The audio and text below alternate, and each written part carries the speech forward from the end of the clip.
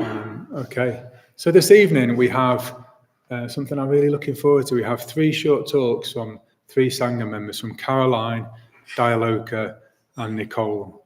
And this series is called The Beating Heart of Buddhism, and we've been exploring the Bodhisattva ideal, a very, very sublime ideal. It's a way of looking at enlightenment, but it's enlightenment for the benefit of all beings. Sometimes the goal of Buddhism can get distorted into being a kind of selfish enlightenment to ease our own suffering, to escape suffering. Actually, that misses out a big part of enlightenment and Buddhism, which is the altruistic part, the compassion. And as Buddhism developed, schools emerged, the Mahayana tradition in particular, which really emphasized this altruistic, compassionate aspect of Buddhism. And the ideal emerged of the Bodhisattva ideal, the being who is devoted, all their energies are devoted to enlightenment, then all of their energies pouring towards awakening, towards enlightenment, but not just for themselves. They want to liberate all beings from suffering. So that's what we're exploring in this series. And we're exploring it through a list of the 6 perfections, or the 6 paramitas. And these are a list of 6 different qualities that a bodhisattva would just naturally, spontaneously, or they've perfected, but they would naturally behave in this way. Be handy to have the list here. I didn't put the flip chart up with the list, but hopefully you'll remember it from previous weeks. And the last 3 weeks, 2 weeks, and today we've been looking at Ksanti, the practice of Ksanti. And for a bodhisattva, this is a perfection. They've perfected this quality, but we're exploring, particularly this evening, how we practice this in our day-to-day life. So all of these, in a way, the ideal can seem quite daunting, how an enlightened being might practice generosity, ethics, mindfulness, Ksanti. But they're also very practical. Very practical. You can apply these in day-to-day life. So another translation of paramita is a way to go beyond.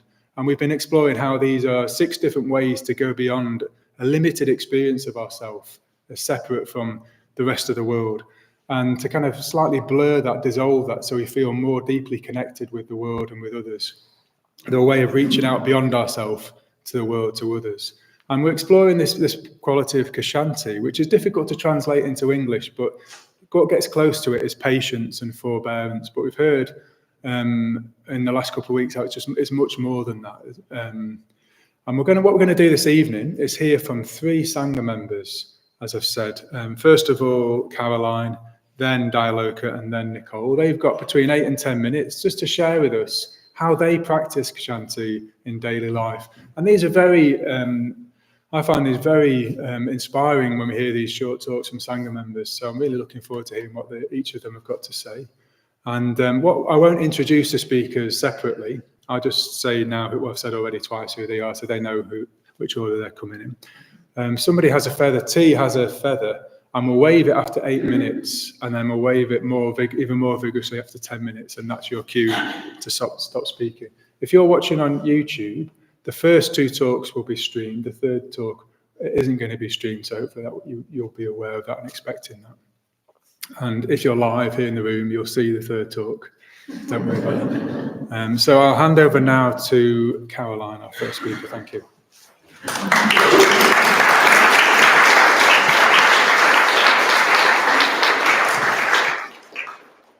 Thank you.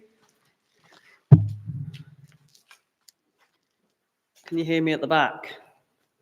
Excellent. Thank you. Okay. Well, it's very nice to be here. Thank you all for coming to listen. If anyone's wondering why I'm looking a little bit nervous, it's because when I told my good friend Adam that I was going to give a talk on Ksanti, he said he would help me with my practice by sitting on the front row and flicking rubber bands at me while I'm talking. So I'm looking forward to that. When I was preparing for this talk, I read some of Sangharakshita's book on the Bodhisattva ideal and found there were 3 main aspects of Ksanti: forbearance, tolerance, and spiritual receptivity. And it feels like forbearance has the most relevance to my day-to-day life, so that's the part I'm going to talk about. So in the book, Ksanti was translated more fully, not just as forbearance, but as the absence of anger, the absence of desire for revenge, plus love, compassion, tolerance, acceptance, and receptivity, which seems like a pretty big ask, but also seems very relevant to how I practice Ksanti.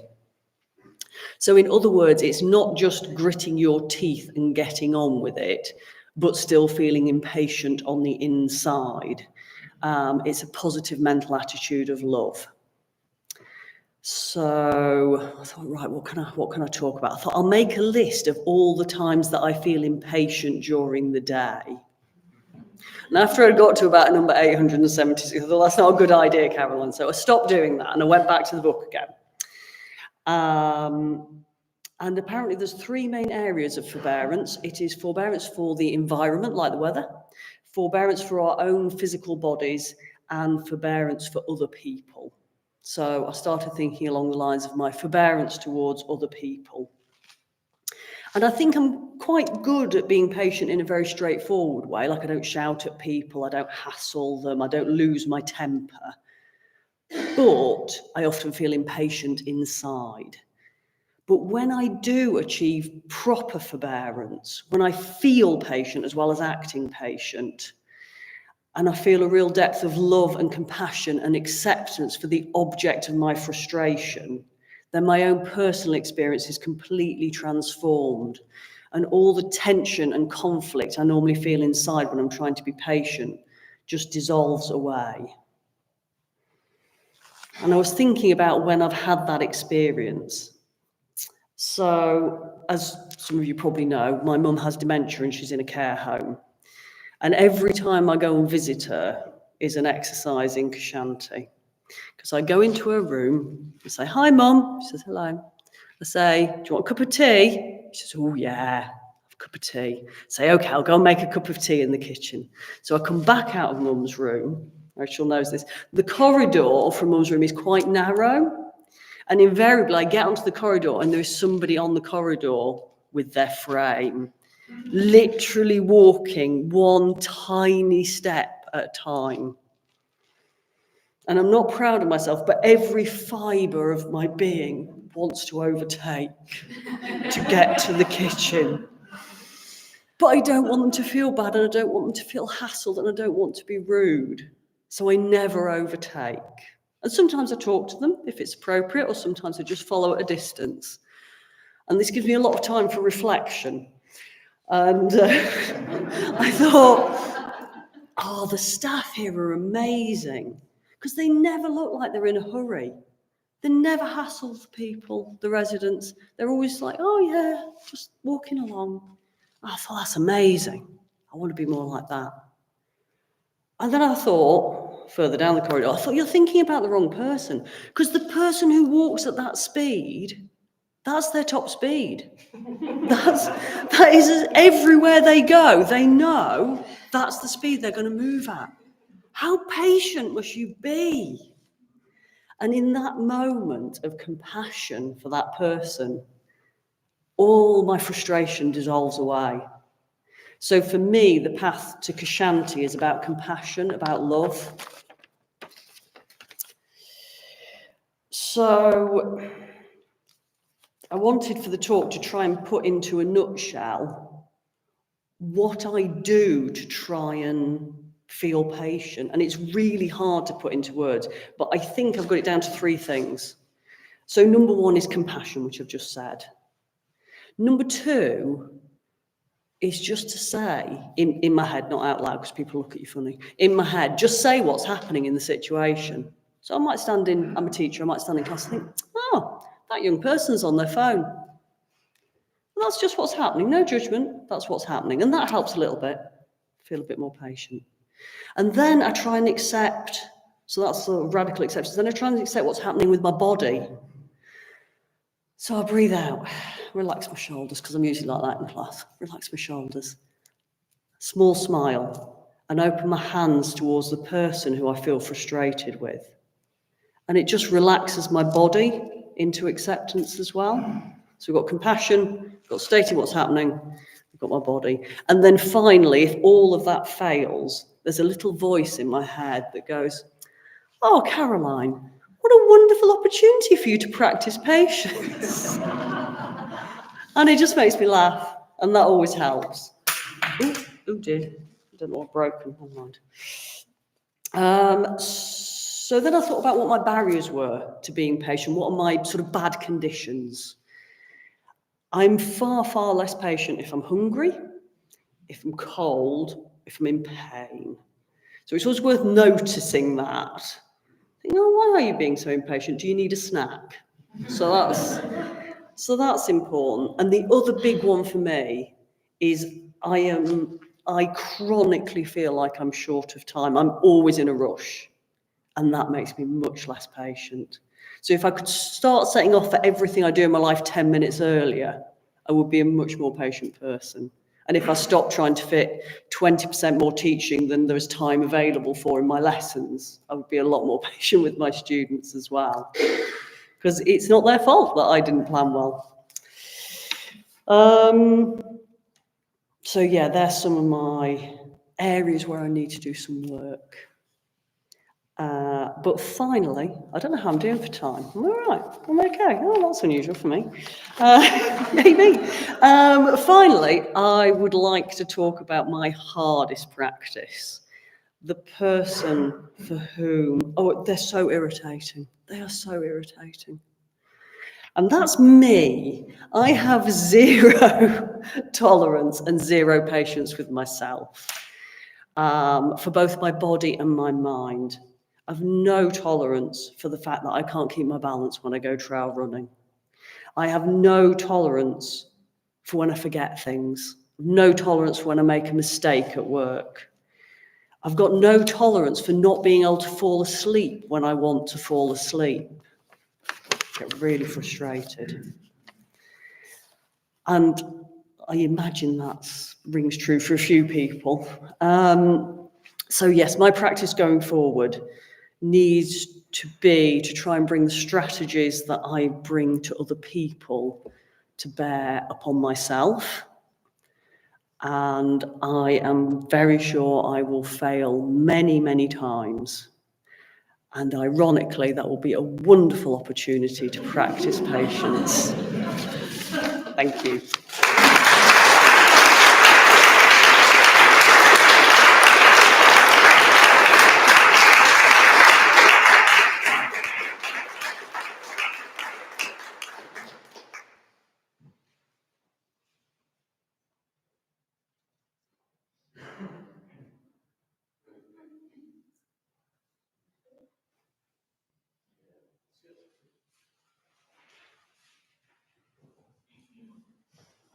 Hello, everyone. Can you hear me at the back? Yeah, good. Thank you. Okay. When Paranita gave me a briefing for this talk, she said, make it positive and upbeat. Focus on the positive aspects of your practice. It's okay. So the first line, bear with me, the first line, and it gets better. The first line is, it's okay to cry. It's okay, Paranita.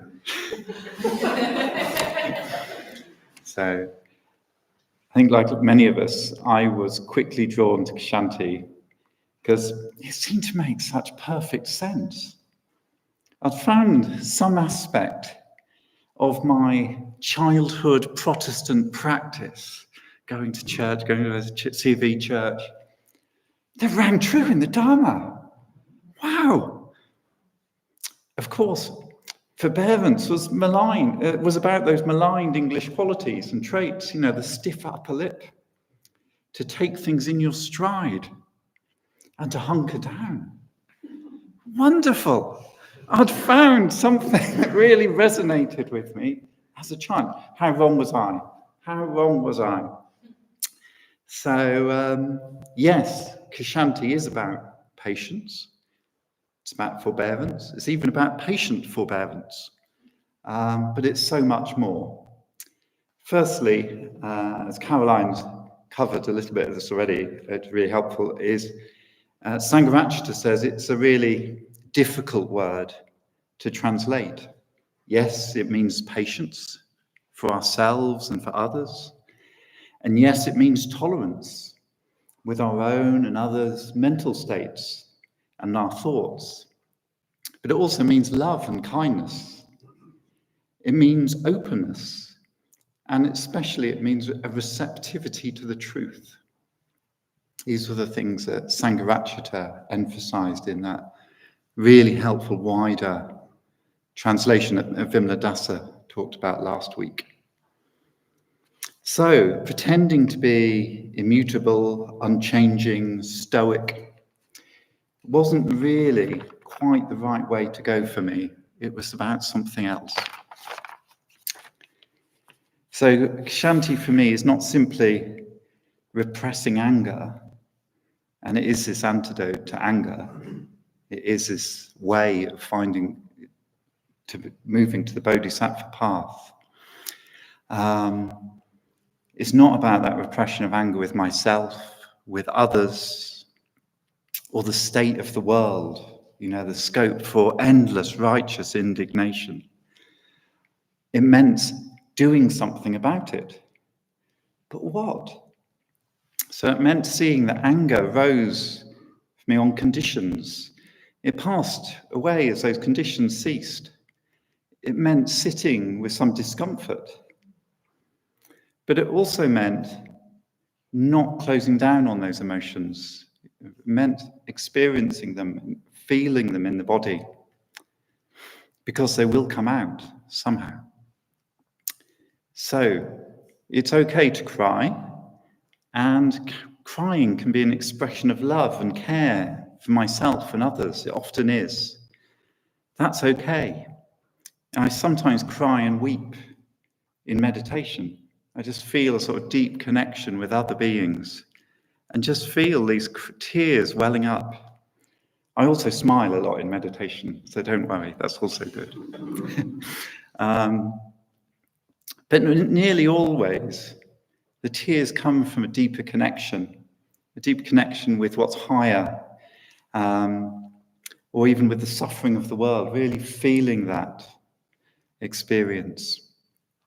And just there in that connection, those tears sometimes, nearly always, is the sort of way to this deeper truth. Seeing something deep inside me, seeing something reveal itself inside me. Or it might be seeing something higher that I'd not appreciated before, being drawn to something higher. And that all starts with that experience in meditation of feeling those tears just coming into my eyes. This is what it feels like to be in Ksanti, I think, or at least some taste of it. So I wanted to finish with a short poem, which has really provided me a sort of gateway into understanding Ksanti and really inspired me a few years ago. It's a poem by James Baldwin. As many of you know, Baldwin was a gay black man living in the US in the 50s and 60s, right at the heart of the civil rights movement. And I feel what he wrote in this poem is actually about Ksanti and how it destroys anger and hatred in the world. And this is the poem. For nothing is fixed forever and forever and forever. It is not fixed. The earth is always shifting. The light is always changing. The sea does not cease to grind down rock. Generations do not cease to be born, and we are responsible to them because we are the only witnesses they have. The sea rises, the light falls, lovers cling to each other, and children cling to us. The moment we cease to hold each other, the sea engulfs us and the light goes out. When I read this, I clearly see the route to destroying anger in Sangha and in love for other beings. And it is okay to cry. Thank you.